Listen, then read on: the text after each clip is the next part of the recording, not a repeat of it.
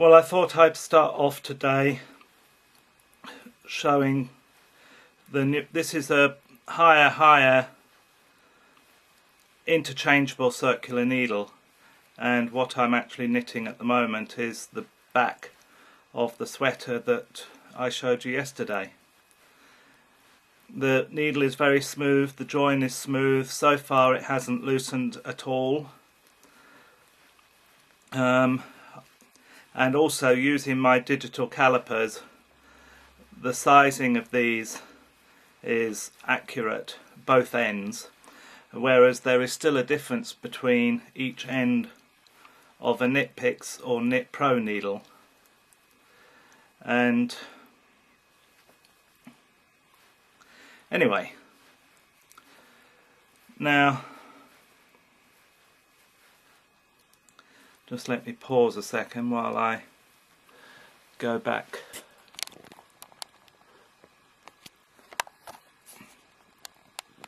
to normal mode. I am feeling much better today, and the one thing I remembered this morning, which I conveniently forgot about yesterday, was that, what day is it today? Thursday. On Tuesday night I ate a tiger roll, and well, I shouldn't eat wheat, it's as simple as that. But the reaction I got from it was incredibly strong. I mean, not only did I really have bad cramping and IBS symptoms yesterday, but the runny nose and everything, and the generally feeling terrible. Well, today I've only had 4 hours sleep because it was 4:30 before I turned the light off, and I was up at 9, having sort of lain awake since 8:30, really trying to get a little bit more sleep. And anyway, as regards our big trip, we're not going to do it. Not really through choice. The one thing I had neglected to take into account, as I almost always do, is the fact that I'm just physically not capable, and that I have to accept. I mean, initially John said that he really was not happy about going to America and Canada. I mean, to be fair on him, he has done 6-week tours of both countries with his work, and he was more aware than I was about the huge distances involved between various centres of population. And I also did a 97 road trip on my own throughout New England and Quebec and Ontario. I don't think I missed out any Canadian states. I think they're the two next to each other, aren't they? I did Quebec, Montreal, Ottawa, Toronto, Niagara, Buffalo, Utica, through the Adirondacks, and through some of Connecticut into Vermont, and then finally into New Hampshire. I had initially started off at Logan Airport, and I'd driven all the way to the far east of Maine, to the border with New Brunswick, and then far north, so that I crossed into New Brunswick before I crossed into Quebec. I'll never forget that journey. It was absolutely wonderful. And anyway, we had decided that okay, then Scandinavia and Southern Europe, because I mean, basically we have dramatic scenery as well, loads of it, and you know, if I shut my eyes when I'm in the Alps, I wouldn't know what country I was in. So, you know, I could pretend I was American in America. But not that I particularly want to do that, but you get what I'm saying. So I started to plan the trip. Initially I wanted to go all the way up to the north of Norway, and I abandoned that idea because I didn't know how inaccessible it might become for me, because I keep forgetting I can't bloody walk. For any length of time. Well, it's dangerous for me to do so, and you know, I can just about walk around the dog ring, and that's that. and then I hobble with 2 walking sticks to get anywhere else. And it's also just far too far. So I thought, okay, well, we'll go to our friends in Denmark. They live just, 40 miles outside of Copenhagen in a place called Storheddene. And then go to Oslo from there. It's only 400 miles. Spend a few days there, come back to our friends in Denmark, spend a few days there. 400 miles odd to Stockholm, spend a few days there, back to my friends in Denmark, spend a few days there, and then take 5 days to drive down to Barcelona and spend a few days there, spend 3 days getting back and then home. Worked out it would all take 32 days. And I thought, well, that's that sorted. And then, of course, the sensible voice inside me said, you won't be able to do it. No matter how much break you give yourself each day, you are not going to be able to do all that driving. It would be basically the equivalent of some days doing a dog show every day or doing a dog show every other day, in between stopping in these cities. And I'd be too bloody exhausted in the cities, and Lord knows how much pain I would be in. So the idea of a big trip is off. We can't do it. We can do shorter trips, 2-week trips. That I know I can manage. So I think what we're possibly going to do is do Scandinavia, 2 weeks, come home for a week to 2 weeks, and then do Barcelona. I read up a lot on the internet last night. I don't know why I hadn't thought of doing this before. And I read several reports by wheelchair users on Barcelona, and I have to say they were all positive. I mean, one of the reports went as far as to say it was one of the most accessible cities they'd ever travelled to. Of course, they didn't actually mention what other cities they'd been to, but it can't be any worse than bloody Budapest. I won't be going to any East European countries. Never mind the fact they don't like gays. But which I wasn't really aware of at the time, but they're just not accessible at all. Budapest was a real problem. I'm very glad I went, but it half killed me. I mean, they didn't even have drop-down curbs, and their curbs are that high, so there was no way that... Oh, anyway. So, even when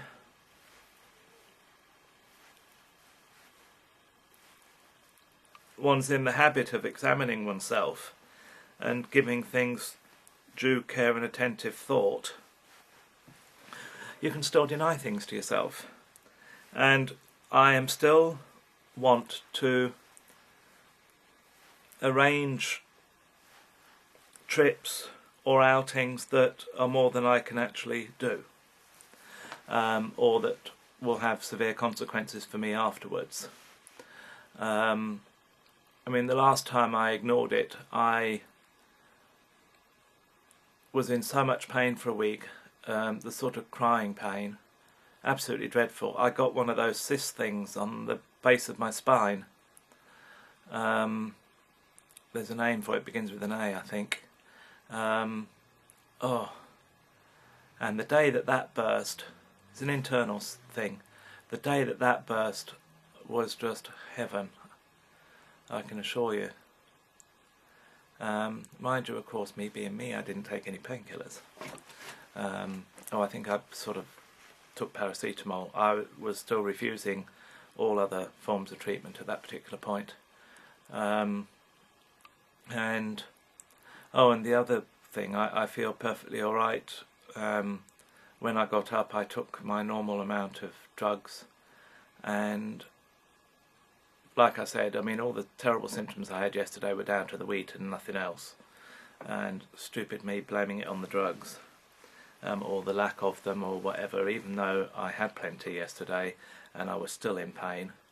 Not terribly so, but enough that I didn't want to stand up. When I stood up, it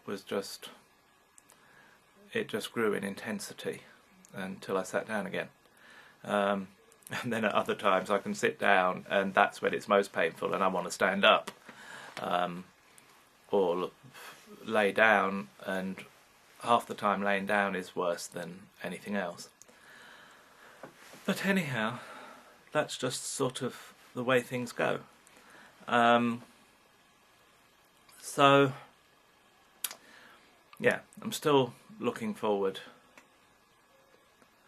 to these 2 trips and to John retiring and whatever else. I'm also going to trade Big and Little Daniel in for a much more souped up version of Big Daniel. This one has got suspension. It's got a 25-mile range instead of a 15-mile range. It's somewhat heavier, quite a bit heavier. So what John and I are going to do on Saturday is just make sure that we certainly cannot lift it with the batteries, but we need to find out if we take the batteries out, whether we can lift the frame, the 2 of us. It's very brief, it's a few seconds, but we need to be able to do it because, well, imagine if we're away in Scandinavia or Germany or wherever it is we might happen to go, and the hoist in my car malfunctions for some reason, then I'm buggered because I've got no chair if we can't lift it in and out manually. So we're going to have to give that a go, and if that works then we'll go ahead and do the change. I've got to go and get my eyes tested shortly. I need another pair of these varifocals. I love them. Do you know, I really wish I'd been put off them by various people, and God knows what they do with their eyes, but or maybe they just sort of have bad glasses made, I don't know, but I haven't had the moment's problem since I had these made.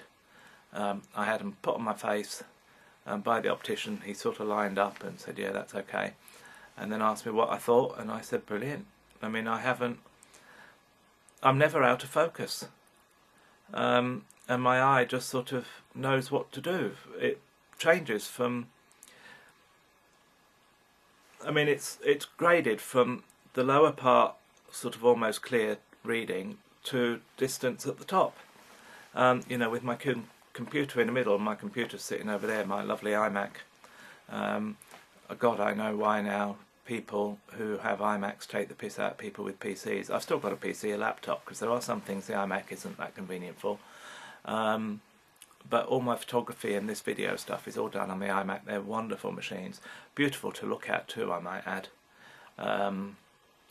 But so simple. You know, I haven't got time to go and make a cup of coffee while I'm waiting for it to boot up either. You press the button and there it is.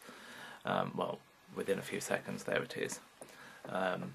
Possibly a minute, but certainly much quicker than the PC.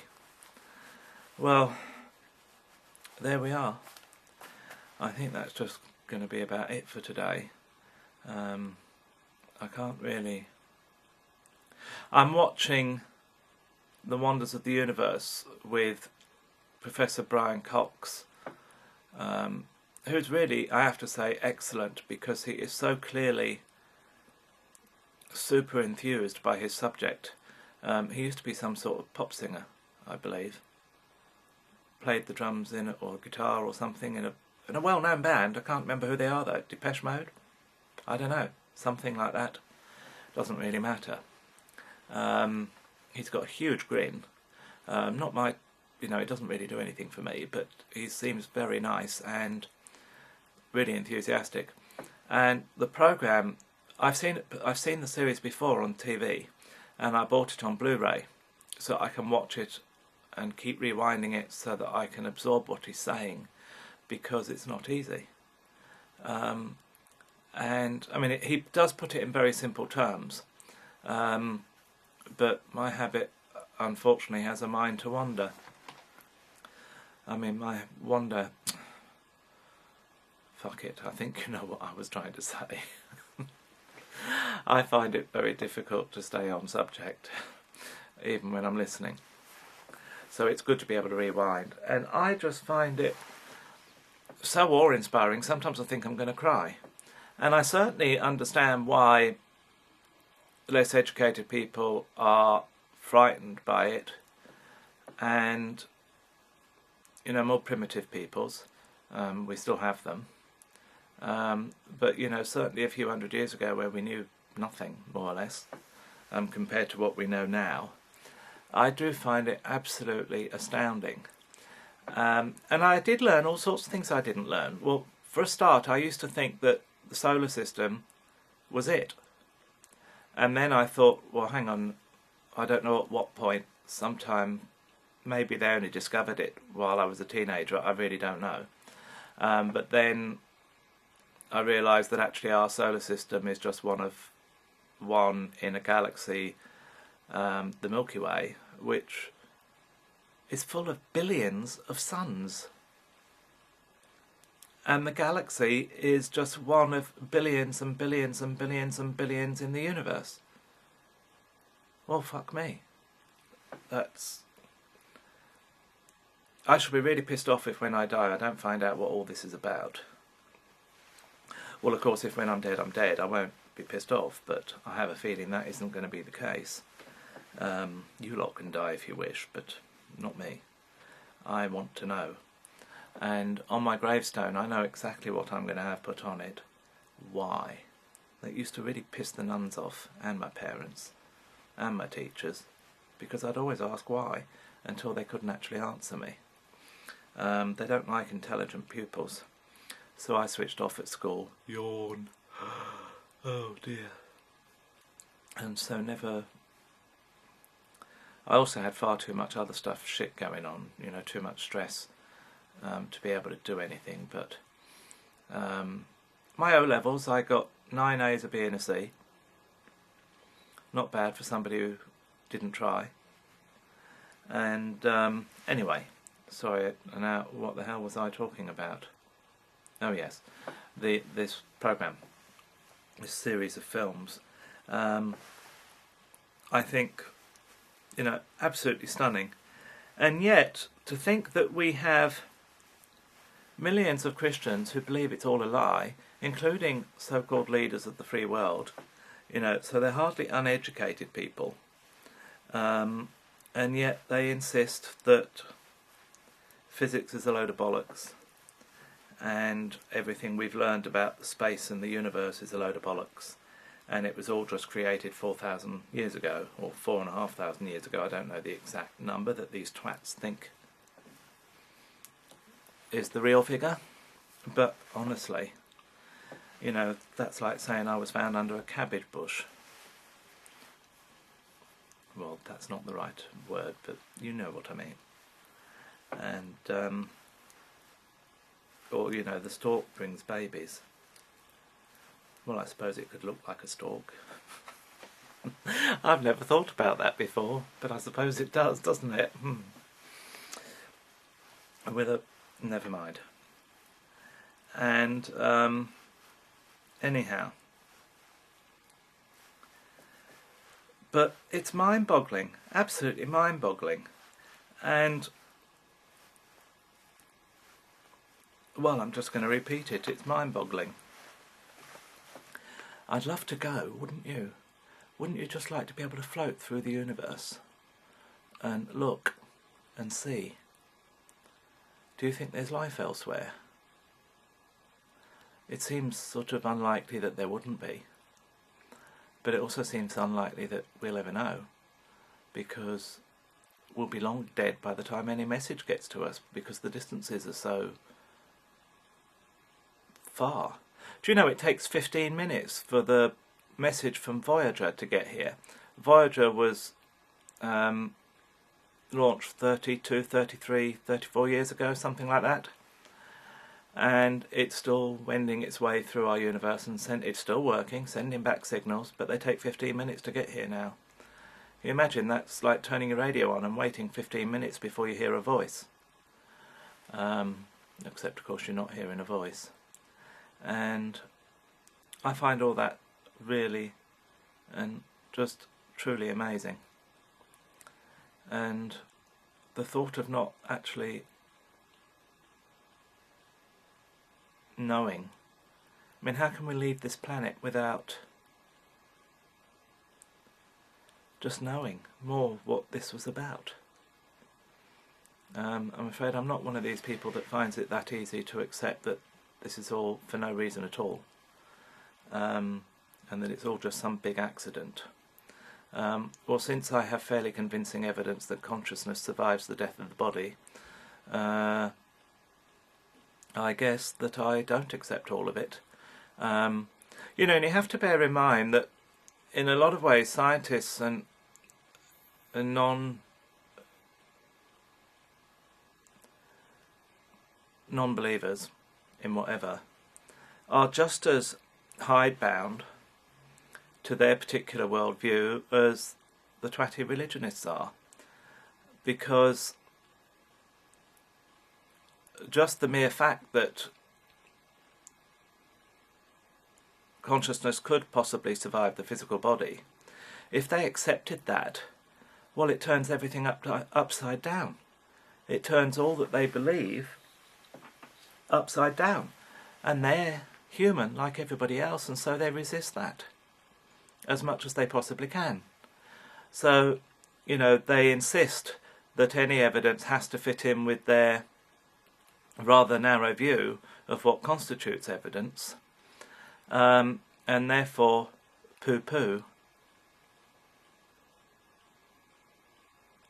any conception that consciousness does survive death. Not all scientists, of course, and there are some very well-respected scientists who believe that to be the case. And I'm not talking about scientists who are Christians or Muslims. I'm talking about scientists who believe the claims of spiritualists, or who don't, but still accept that consciousness survives the death of the body. Some of them are brave enough to, because or at least they're brave enough not to dismiss it, because, I mean, to say there is no evidence is just not true. It's a lie, and it's a known lie, and, you know, these magicians, I've never liked magicians. From as far back as I can remember, I've never enjoyed magic tricks, because I knew they were tricks. So I didn't see the point. I wasn't at all fascinated by how they were deceiving me. I found it all rather unpleasant, and still do. And I don't like the idea behind it at all. And I therefore take quite a lot of exception to magicians who accuse really good factual mediums of being frauds or of cold reading. This cold reading thing has been done to death, and you know, it sounds very plausible as far as they're concerned. It sounds good and intelligent, but it means fuck all. Because that doesn't take into consideration being able to do the thing on the phone, or being able to do it when you can't see or hear the person that you're giving the messages to. So I don't have much time for them. Anyway, I've got to go to the vet to get my eyes. No, I don't. Where do I need to go? I need to go to the optician to get my eyes tested. I already said all that, didn't I? I'm just reminding myself about where it is I need to go. And anyway, I'm sorry about keep looking down like this, but not all of this is just blind knitting. I have to do some manoeuvres. But my fingers are working. Do you know, what I don't understand, I can do this really fine needle work. I mean, I can go down to a 1.5mm needle for socks and have no problems. Yet I can't handwrite anymore. At least not without doing it very slowly and rather sorely, and still not very legible. And I find doing buttons up is really difficult, and so I don't, you know, they're all fine motor skills that have sort of gone down the drain, which is to be expected. But I mean, because of my illness, don't you dare suggest it's because of my age. I ain't that old yet. I'm going to go because I keep forgetting what I'm on about. Oh yeah, no, I think it's odd that I can not do those things, and yet I can knit with fine needles. Maybe doing that isn't involving fine motor skills, maybe the skills are coarser. I don't know, whatever. But anyway, so, well, you can't expect me to be wonderful every day. But I'm certainly much better than I was yesterday. So, have a good day or afternoon or tomorrow, because if some of you are over the other side, it'll be tomorrow, I guess. Anyway, bye-bye.